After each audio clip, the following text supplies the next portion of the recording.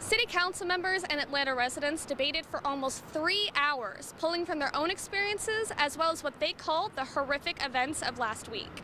This brick home here in southeast Atlanta is where the young woman was murdered. Police say she was visiting her ex-boyfriend, who was here when it happened. With a population of less than 3,000, the city of Lula is not a place where you would expect illicit behavior in public restrooms, but it's happening and the city managers vowed to put a stop to it. Immigration and Customs Enforcement agents arrested 87 undocumented immigrants in Georgia just last week. The government says the focus of the operations is on gang members and criminals who pose a public safety threat, but that has done little to calm nerves here. We're here with protesters marching through downtown Atlanta in support of the Affordable Care Act, better known as Obamacare. People are afraid of losing certain provisions, including free birth control and protections for those with pre-existing conditions. Here you can actually see one of the license plate readers installed on this GDOT right-of-way. Atlanta police put the control unit inside this signal cabinet, which is also owned by the state. Now, GDOT says it doesn't have a problem with the equipment itself, just the fact that Atlanta police didn't get permission to install it.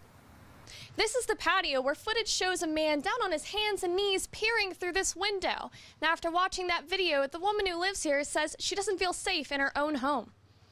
The woman was sitting right here at this very intersection when two men climbed into her car and stole it. As you can see, there's plenty of traffic on this road. With this many people in broad daylight, the woman says she is shocked that no one stopped to help her.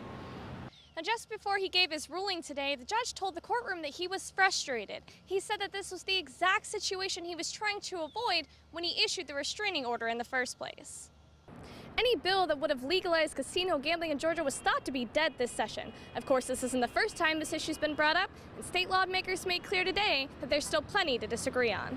Behind me, you can see construction crews working to demolish this 700-foot section of I-85. Today, GDOT officials answered a lot of questions about what was stored under that bridge and why. It's been a day of mourning for officers and firefighters across the city. The young man worked here at Station 56 off Allgood Road. The fire chief says his men are remembering their comrade, who was always smiling. Cars have been backed up on Piedmont Road leading up to this road closure for hours, and at least one local retailer has told us that this construction has been devastating for business. I asked Coach Singfield if it was harder for him to continue talking to kids about gun violence after what happened to his own son in this very apartment complex. Actually, he says this has given him a new message. Phoenix here is also severely malnourished. You can clearly see his ribs, his pelvis, and also several pressure sores just because of how thin he is. Detective Quinn also asked that friends or family who knew Camise contact the Atlanta Police Department. In southeast Atlanta, Sierra Hubbard, Channel 2 Action News. In addition to increased patrols, the city manager said that they are also considering putting timer locks on the public restroom doors. In Hall County, Lula, Sierra Hubbard, Channel 2 Action News. Over the weekend, more than a dozen undocumented immigrants were taken into custody in Hall County. In Gainesville, Sierra Hubbard, Channel 2 Action News.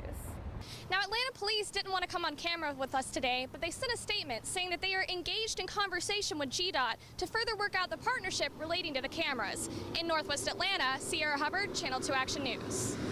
Now, parts of this area are under Henry County Police, while other parts fall under the Spalding County Sheriff's Office. Residents are asking them to compare notes and work together to make their community feel safe again.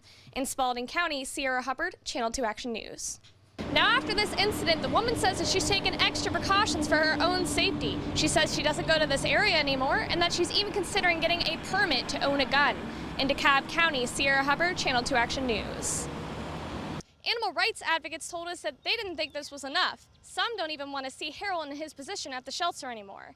In the meantime, Harold's attorneys have the option to appeal the court's decision. In Gwinnett County, Sierra Hubbard, Channel 2 Action News. Now, the session is scheduled to end next Thursday, but Chairman Stevens says that he is confident and believes that casino gambling still has a chance. At State Capitol, Sierra Hubbard, Channel 2 Action News. GDOT officials are confident that they will have the interstate up and running again as early as June 15th. In Northeast Atlanta, Sierra Hubbard, Channel 2 Action News. No date's been set for a funeral or memorial service. For now, the family is focused on getting this hero home. In Marietta, Sierra Hubbard, Channel 2 Action News.